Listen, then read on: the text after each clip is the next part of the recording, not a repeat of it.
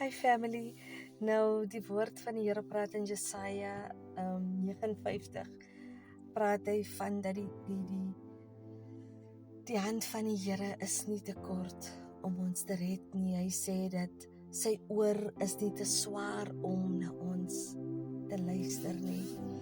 Hy sê in die laaste gedeelte sê die woord van die Here dat die woord wat hy in jou mond lê sal in jou mond bly. Hy sê die woord wat hy in jou mond lê sal in jou kroos se mond wees en sal in jou kroos se mond wees. Ons dien 'n verbondsgod, ons dien 'n generational God.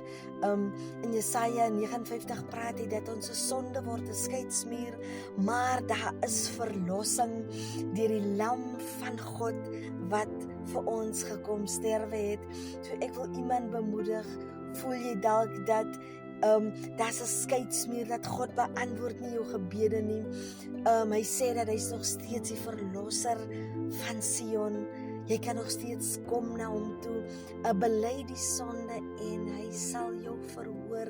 Sy arm is nie te kort nie en sy oor is nie te swaar om jou te luister nie. En sy woord bly in jou mond van geslag tot geslag. Blessings.